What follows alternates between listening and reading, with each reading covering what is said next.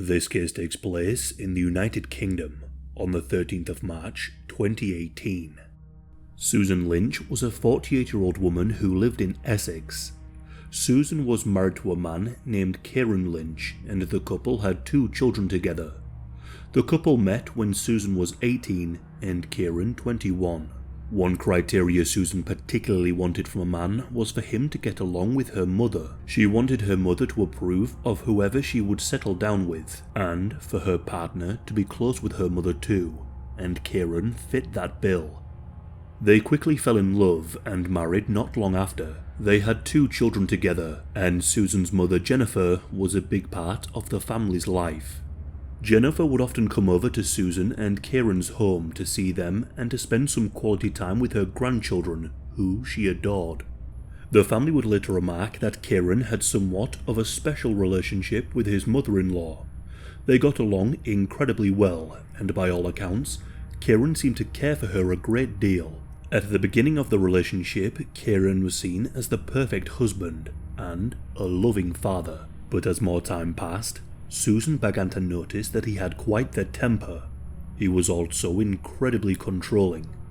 He had the capability of being the perfect husband, but she described him as a Jekyll and Hyde character who could change quickly. This would often happen when he consumed alcohol.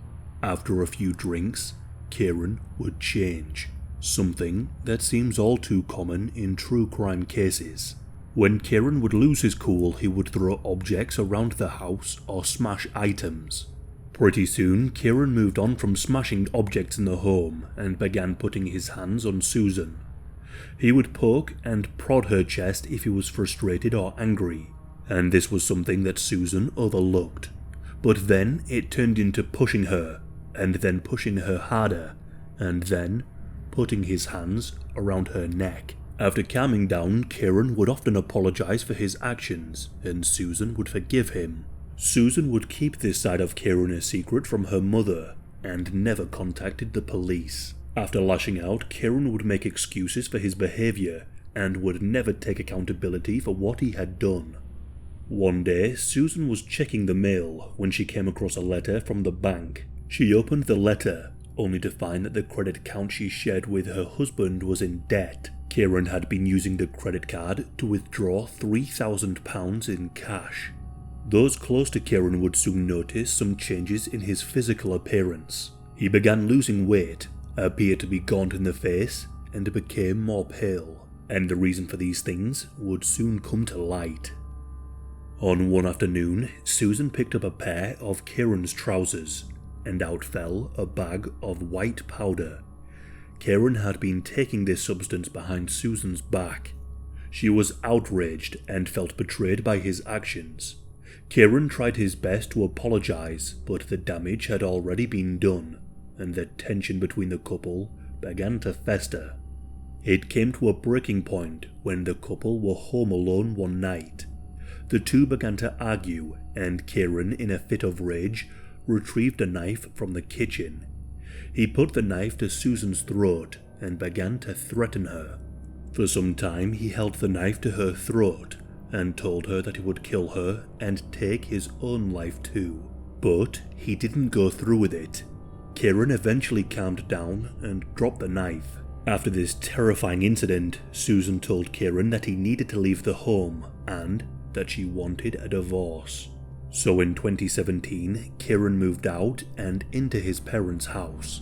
Susan then told her mother about everything, detailing Kieran's abusive and erratic behavior. Things did seem to settle down after this incident, and Susan was able to meet a new man who treated her with far more respect. Eventually, Susan realized that the divorce needed to be finalized so she could move on with her new partner. She did the right thing and asked Kieran to meet her in a public place so they could discuss the matter, which is something you should always do after a breakup. The two met up at a restaurant, and Susan discussed with Kieran that she had met someone else and that she wanted to move forwards with him, and that because of this, the divorce would need to be official and finalized. Kieran was civil. He told Susan that he was happy that she had met someone else and that he would help with the divorce proceedings. Susan was relieved and was now feeling positive about her future. But as mentioned earlier, Kieran was known to be volatile. It didn't take long for him to change his tune. He began making threats towards Susan. He was no longer happy for her. He was furious that she had found someone else and told her that he would rather have her killed than allow another man to live in the house that he once lived. Kieran would repeatedly tell Susan that he wanted her dead, which of course frightened her a great deal. She already knew that he was more than capable of violence and had a tendency to lash out. And soon enough he did.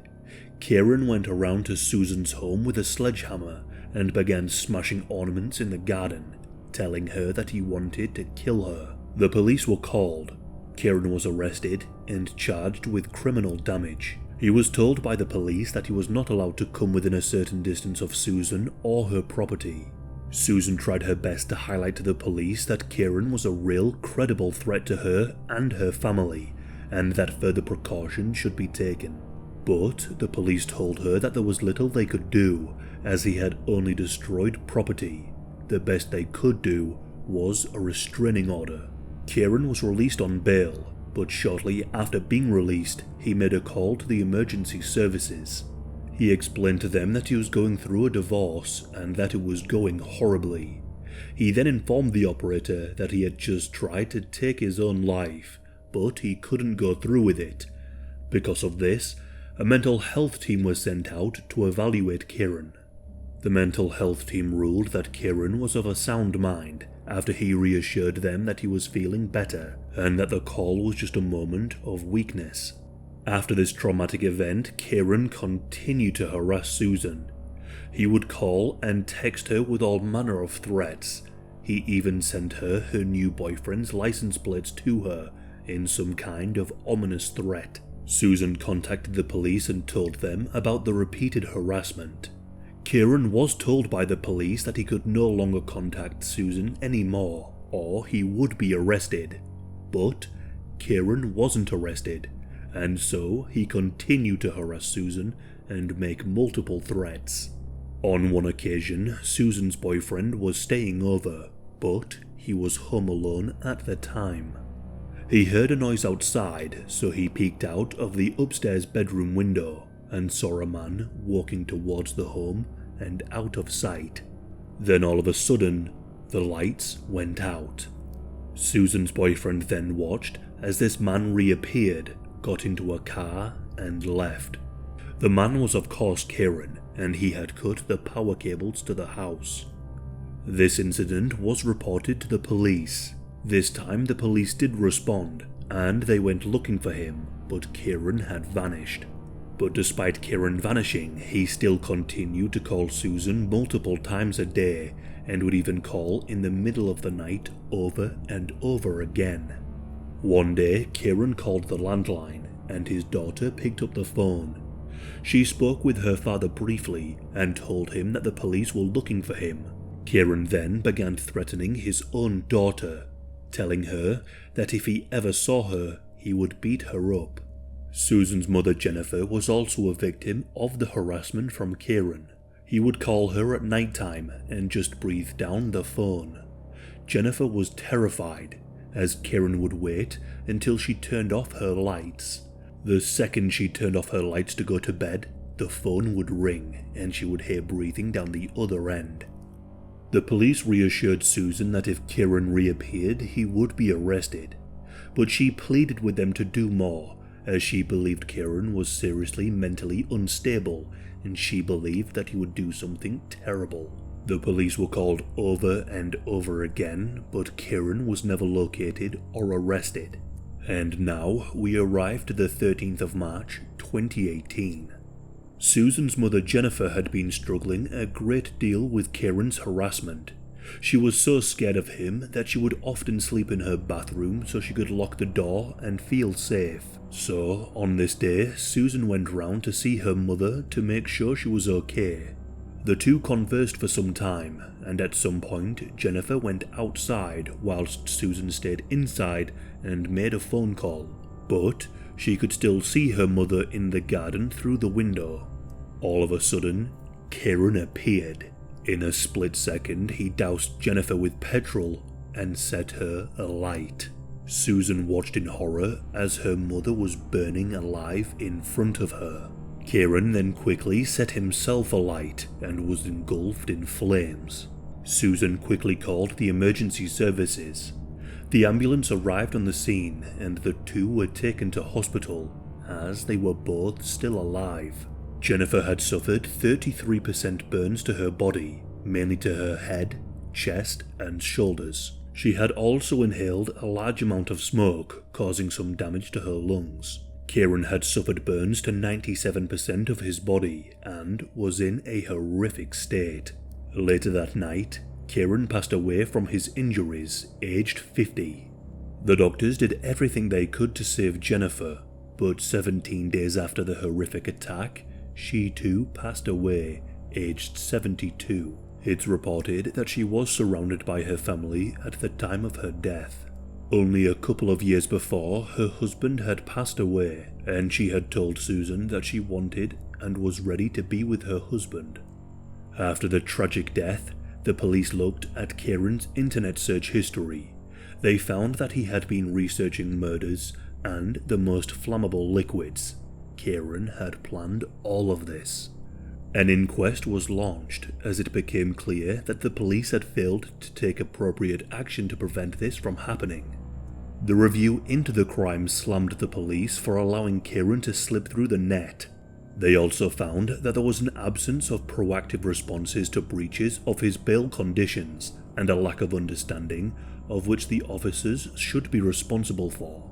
Just over 2 years after the killing, the report found that Kieran's pattern of behavior amounted to stalking and that this should have been identified by the police and pursued. Their failure to act likely caused Jennifer's death. The Essex Police Force have apologised for their failings and are also reviewing their training around domestic violence cases. The couple's daughter, Molly, told the media that the police had ignored their calls. She added, "It was almost like nothing was going to be done until he did something to someone or himself." When speaking about that horrific day, Susan said, "Watching my mum get burned alive by my ex-husband and being helpless to intervene was exceptionally disturbing. She didn't deserve such a painful and traumatic death. She still had lots of years to live and plenty of love to give to her grandchildren. My poor girls have got to live with this forever. Thankfully, they have lovely memories of the person their dad used to be."